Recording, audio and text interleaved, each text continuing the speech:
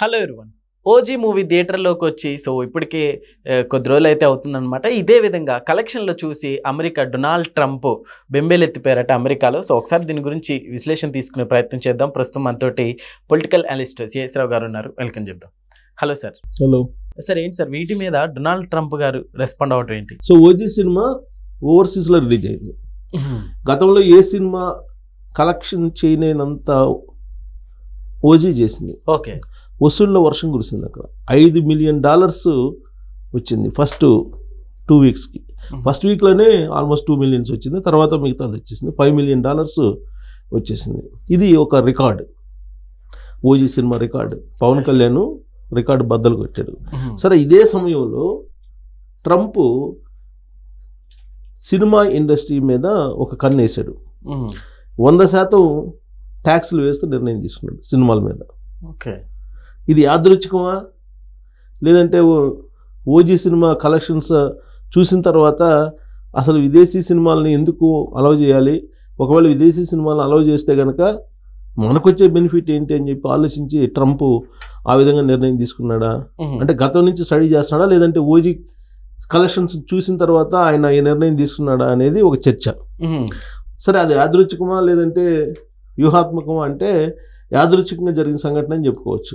ఎందుకంటే OG collections 100% సినిమాల మీద ట్యాక్స్ చేస్తూ నిర్ణయం తీసుకోవడం అనేది ఒకేసారి జరిగిపోయినాయి. ఓకే. బహుశా ఓజీ కలెక్షన్స్ ఆయన దృష్టిలో పడి ఉండొచ్చు. ఎందుకనంటే ఓజీ సినిమాని ఆపేయాలని చెప్పి అక్కడ ఉన్నటువంటి కొంతమంది కేసులు వేశారు. ఓకే. అక్కడ సార్ అమెరికాలో. ఓకే. ఓజీ సినిమాకి సంబంధించి. ఆ తర్వాత సరే డిస్ట్రిబ్యూటర్స్ దాన్ని అధిగమించి ఆ సినిమాని రిలీజ్ చేశారు. చాలా వ్యూహాత్మకంగా రిలీజ్ చేసి గతంలో ఏ సినిమాకి రానంత వసూళ్లు రాబట్టగలిగారు. ఇదంతా జనరల్గా ఇంటెలిజెన్స్ ఉంటుంది. అందులో అమెరికా ఇంటెలిజెన్స్ చాలా పవర్ఫుల్ ఇంటెలిజెన్స్. ఓకే. సో ఈ బహుశా ఇదంతా ఇంటెలిజెన్స్ రిపోర్ట్ వెళ్ళి ఉంటుంది గవర్నమెంట్కి కూడా. పైగా $5 మిలియన్ ఒక 2 వీక్స్లో రావడం అనేది అది మాటలు కాదు కదా. సార్ గతంలో ఏ మూవీకైనా ఇట్లా మనం చూసాం సార్? లేదు. బాహుబలికి కానీ, లేదంటే దేవరాకి కానీ, లేదంటే ఇతర సినిమాలు పుష్ప 2కి కానీ, వీటికి ఏది పుష్పకి కానీ ఏది అంత రాలేదు. ఓవర్సీస్ బిజినెస్ అంత స్పాన్ ఆఫ్ షార్ట్ టైంలో, అంత షార్ట్ టైంలో ఇంత పెద్ద ఎత్తున కలెక్షన్స్ రాలా. ఓకే.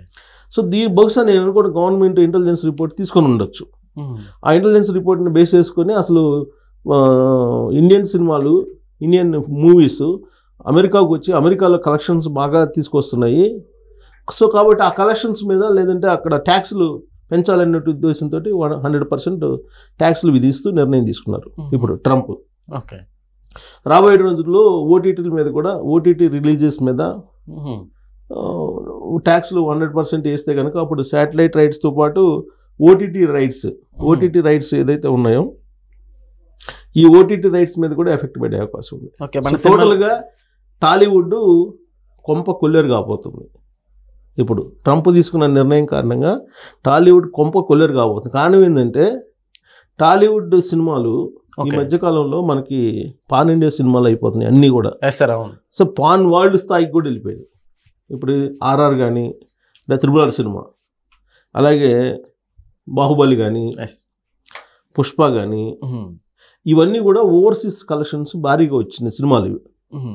ఆ కలెక్షన్స్ని వీళ్ళు అడిషనల్గా పొందుతున్నారు బాగా. సో ఇప్పుడు 100% అక్కడ ట్యాక్స్ వేస్తున్నారంటే ఇంకా 100% ట్యాక్స్ పోగా కలెక్షన్స్ ఏమి మిగులుతాయి. పైగా అక్కడ ట్యాక్స్ సిస్టమ్ అనేది చాలా పకడ్బందీగా ఉంటుంది. ఇక్కడలాగా కాదు. ఇక్కడ ఏంటంటే నాకు 2,000 కోట్లు కలెక్షన్స్ వచ్చినాయి, లేదా 3,000 కోట్లు కలెక్షన్ వచ్చినాయి అని చెప్తారు. సరే, 3,000 కోట్ల కలెక్షన్స్ లేదా 2,000 కోట్ల కలెక్షన్స్ వచ్చిన దానికి నువ్వు ట్యాక్స్ కడుతున్నావు అంటే ట్యాక్స్ చూస్తే అంత ఉండదు. కానీ అక్కడ అలా ఉండదు. అక్కడ పర్ఫెక్ట్ ఉంటుంది. సో అక్కడ వచ్చినటువంటి కలెక్షన్స్కి ట్యాక్స్కి సరిపోతుంది. సో కాబట్టి ఇక్కడి నుంచి టాలీవుడ్ సినిమాలు అక్కడికి వెళ్ళిన కలెక్షన్స్ చేసినా భారీగా ట్యాక్స్లు ఉన్నాయి కాబట్టి వీళ్ళకి లాభాలు ఉండే అవకాశాలు లేవు. ఓకే. సో దాంతో ఒక పార్ట్ పోయింది. కలెక్షన్స్ ఒక పార్ట్ పోయింది అనుకోవాలి ఇక్కడ నుంచి ట్రంప్ కొట్టినటువంటి దెబ్బకి. సార్ ఎందుకని ట్రంప్ గారు పదే అంటే అన్నిట్లో ఇట్లానే టార్గెట్ చేస్తున్నారు? సో ఇప్పుడు కేవలం తెలుగు సినిమాలకే కాదు కదా, భారతీయ సినిమాలు అన్నిటికీ. విదేశాలు ఏదైనా ప్రపంచంలో ఏ దేశానికి సంబంధించినటువంటి సినిమాలైనా అమెరికాలో మీరు ప్రదర్శించాలంటే కనుక 100% ట్యాక్స్ కట్టాలని చెప్పి నిర్ణయం తీసేసుకున్నారు. కాకపోతే ఈ మధ్య కాలంలో మనకి ఎక్కువ కలెక్షన్స్ రాబడుతుంది మన టాలీవుడ్ ఫిలిమ్స్, అందువల్ల టాలీవుడ్ మీద ఎక్కువ ప్రభావం ఉంటుంది. తెలుగు వాళ్ళు కూడా అక్కడ ఎక్కువ ఉన్నారు కదా, సో కాబట్టి కలెక్షన్స్ కూడా ఎక్కువ వస్తున్నాయి. మొత్తం మీద ఒక భయంకరమైనటువంటి నిర్ణయం తీసుకున్నారు సినిమాల విషయంలో మాత్రం. 100% ట్యాక్స్ అంటే భరించలేనట్టు పరిస్థితి. అసలు ఇది ఓటీటీకి వెళ్తే ఇంకా నష్టం వస్తుంది. ఇప్పుడు ఏంటి, సినిమా ఏదైనా సినిమా తీస్తున్నారంటే ఈ మధ్యకాలంలో వాళ్ళకి ఓటీటీ రైట్స్ కానీ శాటిలైట్ రైట్స్, ఓవర్సీస్ బిజినెస్, ఇవన్నీ కూడా ఆల్మోస్ట్ వాళ్ళు తీసినటువంటి ఖర్చుని రాబట్టుకోగలుగుతున్నారు. కానీ ఇక నుంచి అవకాశం ఉండదు, ఇక నుంచి అవకాశం ఉండే ఛాన్సెస్ లేదు. సో ఇది ఓజీ కారణంగా అంటే ఓజీ కారణంగా కాదు, ట్రంప్ ఆల్రెడీ విదేశాల నుంచి వచ్చినటువంటి అన్ని ప్రొడక్ట్స్కి ఆల్రెడీ 50% ట్యాక్స్ వేశారు కదా, కొన్నిటికి 100% కూడా వేశారు కదా, ఇప్పుడు సినిమాలకు వేశారు. సో రాబోయే రోజుల్లో సాఫ్ట్వేర్ దిగుమతులకు కూడా వేసినా ఆశ్చర్యపోసల్లా. ఇండియాని ప్రత్యేకించి ఇండియా వాళ్ళకి జాబ్స్ ఇవ్వద్దు అని చెప్తున్నాడు కదా, ఇండియా వాళ్ళకి జాబ్స్ ఇవ్వద్దు, ఇండియానే అంటేనే ఆయనకి పట్టలేదు. ఇప్పుడు పాకిస్తాన్ ప్రధానమంత్రిని, పాకిస్తాన్ ఆర్మీ చీఫ్ని పక్కన కూర్చోబెట్టుకొని మాట్లాడుతున్నారు ఆయన. సో పాకిస్తాన్ని అద్భుతంగా ప్రమోట్ చేయడానికి సిద్ధమవుతున్నాడు ట్రంప్. ఆ క్రమంలో ఇండియా టార్గెట్ అయింది. ఈ టార్గెట్ అయినటువంటి క్రమంలో ఆర్థిక మూలాల్ని కొట్టేటువంటి ప్రయత్నం చేస్తున్నారు, భారతదేశానికి ఉండే ఆర్థిక మూలాల్ని. ఇప్పుడు నిన్నగాక మొన్న ఫార్మా మీద ట్యాక్స్లు అనౌన్స్ చేశాడు, ఇప్పుడు సినిమా మీద చేశాడు, అంతకుముందు వీసాల మీద గందరగోళంగా చెప్పారు. సో ఇవన్నీ కూడా భారతదేశం టార్గెట్ చేసినట్టు ఒక ఇష్యూస్ అనుకోవాలి. అయితే యాదృచ్ఛికంగా ఇది ఓజీ సినిమా రిలీజ్ అయిన సందర్భంగా ఈ ట్యాక్స్ అనేది వచ్చింది కాబట్టి ఇది ఓజీ సినిమా కలెక్షన్స్ చూసి మైండ్ బ్లాక్ అయిందా ట్రంప్కి. అందుకే ఇంత కలెక్షన్స్, అమెరికా నుంచి ఇంత కలెక్షన్స్ తీసుకెళ్ళిపోతున్నారు, ఊరిని ఎందుకు పంపించాలి, ట్యాక్స్ చేయాలని నిర్ణయం తీసుకున్నాడు అనేది ఒక చర్చ. అయితే ఇక్కడ ఇంకొక అంశం ఏంటంటే ఓజీ సినిమా ఫస్ట్ వీక్లో దాదాపు 250 కోట్ల రూపాయలు ఇప్పటి వరకు, ఫస్ట్ వీక్ తర్వాత కూడా ఇప్పటి వరకు కలెక్షన్ చేస్తుంది. సార్ అదే విధంగా కలెక్షన్ పరంగా మనం మాట్లాడితే, సో ఇప్పటి వరకు పవన్ కళ్యాణ్ గారి మూవీ 100 crores క్లబ్లోకి అయితే చేరలేదు సార్. ఈ మూవీ ఆల్రెడీ అసలు దాటేసింది, ఏం చెప్తారు? ఆల్రెడీ 250 కోట్లు దాటేసింది.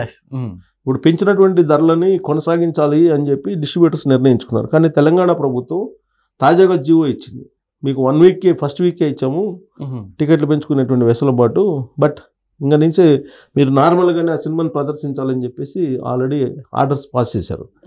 ఆంధ్రప్రదేశ్లో అయితే పెంచిన ధరల ప్రకారమే సినిమా ప్రదర్శించబడుతుంది. సో సరే ఎన్ని రిస్ట్రిక్షన్స్ పెట్టినా కానీ బ్లాక్ బాస్టర్ హిట్ టాక్ వచ్చింది కాబట్టి ఇక అది నార్మల్ టికెట్స్ పెట్టుకున్నా లేదంటే పెంచినటువంటి ధరలు పెట్టుకున్నా, కాకపోతే ఒక చిన్న వేరియేషన్ వస్తుంది తప్పితే పెద్ద వేరియేషన్ రాదు. కలెక్షన్స్ ఇప్పుడు 300 కోట్ల క్లబ్లోకి వెళ్ళిపోయే ఛాన్సెస్ చాలా ఈజీగా కనిపిస్తున్నాయి. అక్టోబర్ 2వ తారీఖు దసరా సెలవులు 5వ తారీఖు దాకా ఉన్నాయి. 5వ తారీఖు దాకా దసరా సెలవులు ఉన్నాయి కాబట్టి ఈ ఫ్యామిలీల పరంగా ఈ సినిమాకి వెళ్ళేటువంటి అవకాశం ఉంది.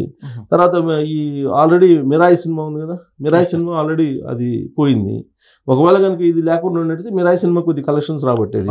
ఇప్పుడు కాంతారా చాప్టర్ 1 వస్తుంది దసరా సందర్భంగా. ఈ కాంతారా చాప్టర్ 1 సినిమాకి టికెట్లు పెంచుకునేటువంటి వెసులుబాటు కానీ బెనిఫిట్ షోస్ కానీ ఇవి ఇవ్వకూడదు అని చెప్పి నిర్ణయం తీసుకున్నారు. కారణం ఏంటంటే ఈ ఓజీ సినిమాని కన్నడలో అడ్డుకున్నారు. కన్నడలో ఈ బెనిఫిట్ షోస్కి ఇవ్వలేదు పర్మిషన్. సో దాంతో అలాగే టికెట్స్ పెంచుకునేటువంటి అవకాశం కూడా ఇవ్వాల. అందుకని చెప్పేసి ఇప్పుడు పవన్ కళ్యాణ్ మీద ఒత్తిడి ఏంటంటే అసలు ఈ కాంతారా చాప్టర్ 1 సినిమాకి ఎందుకు ఇవ్వాలి, టికెట్లు పెంచుకునేటువంటి వెసులుబాటు ఎందుకు కల్పించాలి, అది కన్నడ సినిమా కదా, కన్నడ సినిమా డబ్బింగ్ కదా, ఎందుకు ఇవ్వాలి అని చెప్పి ఆయన మీద ప్రెజర్ చేశారు. దీని మీద పవన్ కళ్యాణ్ గారు రెస్పాండ్ అయినట్టున్నారు. రెస్పాండ్ అయ్యి ఆయన వాళ్ళు ఒకవేళ ఆ విధంగా రిస్ట్రిక్షన్ పెట్టినా మనం పెట్టాల్సిన అవసరం లేదు, మనం వాళ్ళకి బెనిఫిట్ షోలు చేసుకోవడానికి కానీ లేదంటే టికెట్లు పెంచుకునేటువంటి వెసులుబాటు కల్పిద్దాము అని చెప్పి ఆయన సినిమా కళ అనేది ప్రాంతాలను కలిపేదిలాగా ఉండాలి తప్పితే విడదీసేదిలాగా ఉండకూడదు అని చెప్పి ఆయన బ్రాడ్గా ఆలోచించి ఆయన పర్మిషన్ ఇచ్చాడు, టికెట్లు పెంచుకునేటువంటి పర్మిషన్ ఇచ్చాడు. అంటే ఆయన సినిమా మీద ఆయనకు అంత నమ్మకం ఉంది, ఓజీ సినిమా మీద. కాంతారా చాప్టర్ 1 సినిమా వచ్చినప్పటికి కూడా ఓజీ సినిమాల కలెక్షన్స్ పడిపోవు అనేది ఆయనకు ఉన్నటువంటి నమ్మకం. ఎందుకంటే ఆల్రెడీ టాక్ వచ్చింది, బ్లాక్ బస్టర్ టాక్ వచ్చిన తర్వాత ఇంక పవన్ కళ్యాణ్ సినిమాని ఆపలేరు. ఒకసారి హిట్ టాక్ వచ్చిన తర్వాత ఎన్ని సినిమాలు వచ్చినా కానీ పవన్ కళ్యాణ్ సినిమాని ఆపేట పరిస్థితి ఉండదు. సో కాబట్టి ఆయన ఒక బ్రాడ్గా నిర్ణయం తీసుకొని ప్రాంతాలను కలిపేదిలాగా ఉండాలి కళ అనేది. కాబట్టి మనం ఇచ్చేద్దాం, వాళ్ళు ఇవ్వకపోతే ఇవ్వకపోయారు, బట్ మనం ఇచ్చేద్దాం అని చెప్పి టికెట్స్ పెంచుకున్నటువంటి వెసులుబాటు కల్పిస్తూ ఆంధ్రప్రదేశ్లో నిర్ణయం తీసుకున్నారు. ఆటోమేటిక్గా తెలంగాణలో కూడా అదే నిర్ణయం తీసుకుంటారు. ఓకే. బట్ ఇక్కడ ఓజీ సినిమా టికెట్లని నార్మల్గా అంటే పెంచినటువంటి ధరలు 1 వీకే కాబట్టి సెకండ్ వీక్ నుంచి ఉండవని చెప్పి ఆల్రెడీ ఆర్డర్ పాస్ చేసింది ఇది తెలంగాణ ప్రభుత్వం. అయినప్పటికీ కూడా 300 క్లబ్ని ఈజీగా దాటే అవకాశం ఉంది. దాంట్లో సందేహం ఏం అవసరం లేదు. ఆల్రెడీ కలెక్షన్స్ 250 కోట్లు నిన్నే దాటిపోయినాయి అంటున్నారు. మిగతా 50 కోట్లు అనేది నథింగ్. అది ఓజీ సినిమాకి అదే పవన్ కళ్యాణ్కి ఉన్న క్రేజ్. అది పవన్ కళ్యాణ్ క్రేజు ఒకసారి ఇప్పుడు జనరల్గా సూపర్ హిట్ అంటేనే ఈ కలెక్షన్స్ వస్తాయి మామూలు హీరోలకి. కానీ యావరేజ్గా ఉందంటేనే పవన్ కళ్యాణ్ గారి సినిమాకి ఈజీగా 100 కోట్లు దాటిపోతాయి. ఇది సో బ్లాక్ బస్టర్ హిట్ అనేది వచ్చింది, బ్లాక్ బస్టర్ అని వచ్చింది. సో కాబట్టి 300 కోట్లు అనేది సునాయాసంగా దాటిపోయే అవకాశాలు ఉన్నాయి. Okay. Okay sir, thank you.